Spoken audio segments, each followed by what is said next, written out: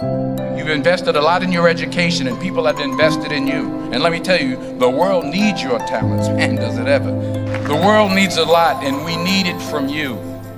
We really do. We need it from you young people. I mean, I'm not speaking for the rest, a little grayer. We need it from you, the young people, because remember this. So you got to get out there. You got to give it everything you got, whether it's your time, your talent, your prayers, or your treasures. Because remember this, you will never see a U-Haul behind a hearse. I'll say it again. You will never see a U-Haul behind a hearse. You can't take it with you. The Egyptians tried it, and all they got was robbed. So the question is, what are you going to do with what you have? I'm not talking about how much you have. Some of you are business majors, some of you are theologians, nurses, sociologists. Some of you have money, some of you have patience, some of you have kindness, some of you have love, some of you have the gift of long suffering. Whatever it is, whatever your gift is, what are you going to do with what you have? Fail big. That's right. Fail big. Today's the beginning of the rest of your life, and it can be very frightening. It's a new world out there. It's a mean world out there, and you only live once. So do what you feel passionate about. Take chances professionally. Don't be afraid to fail. There's an old IQ test, was 9 dots, and you had to draw 5 lines with a pencil within these 9 dots without lifting the pencil. The only way to do it was to go outside the box. So don't be afraid to go outside the box. Don't be afraid to think outside the box. Don't be afraid to fail big, to dream big. But remember, dreams without goals are just dreams, and they ultimately fuel disappointment. So have dreams, but have goals. Life goals, yearly goals, monthly goals, daily goals. I try to give myself a goal every day. Sometimes it's just to not curse somebody out. Simple goals, but have goals.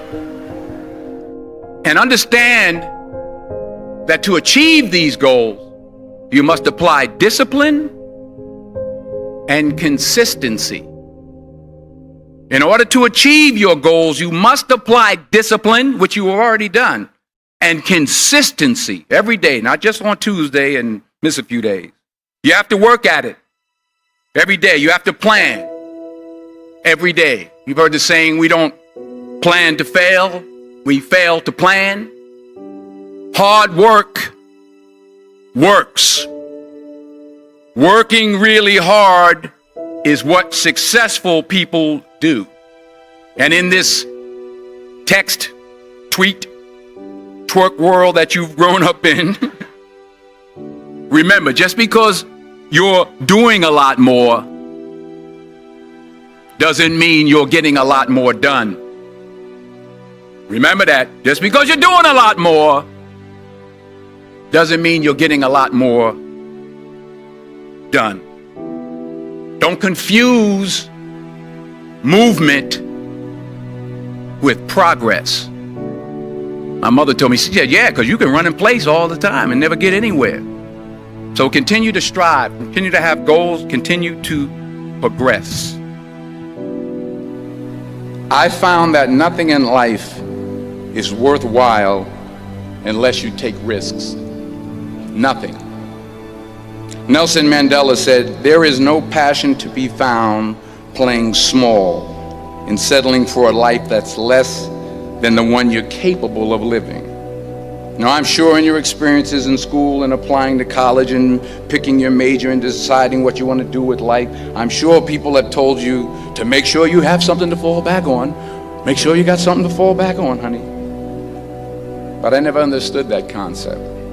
having something to fall back on.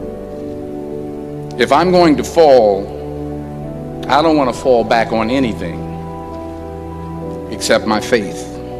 I want to fall forward. I figure at least this way I'll see what I'm going to hit. Fall forward. This is what I mean. Reggie Jackson struck out 2,600 times in his career, the most in the history of baseball. But you don't hear about the strikeouts. People remember the home runs. Fall forward. Thomas Edison conducted 1,000 failed experiments. Did you know that? I didn't know that. Because the 1,001st was the light bulb. Fall forward. Every failed experiment is one step closer to success. You've got to take risks, and I'm sure you've probably heard that before, but I want to talk to you about why that's so important. I got 3 reasons, and then you can pick up your iPhones. First, you will fail at some point in your life. Accept it. You will lose. You will embarrass yourself. You will suck at something. There's no doubt about it. And I know that's probably not a traditional message for a graduation ceremony, but hey, I'm telling you, embrace it, because it's inevitable. And I should know. In the acting business, you fail all the time. Early on in my career, I auditioned for a part in a Broadway musical. Perfect role for me, I thought, except for the fact that I can't sing.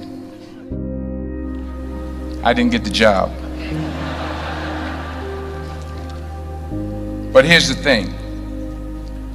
I didn't quit. I didn't fall back. I walked out of there to prepare for the next audition, and the next audition, and the next audition. I prayed. I prayed, and I prayed.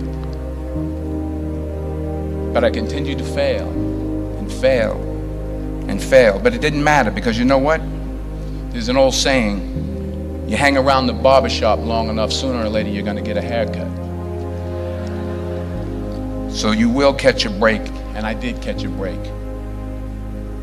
Last year, I did a play called Fences on Broadway. Someone talked about it. Won the Tony Award. And I didn't have to sing, by the way. But here's the kicker. It was at the Court Theater. It was at the same theater that I failed that first audition 30 years prior.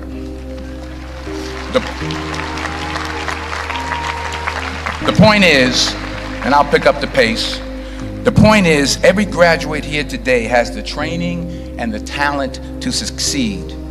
But do you have the guts to fail? Here's my second point about failure. If you don't fail, you're not even trying. I'll say it again. If you don't fail, you're not even trying. My wife told me this great expression. To get something you never had, you have to do something you never did. Les Brown's a motivational speaker. He made an analogy about this.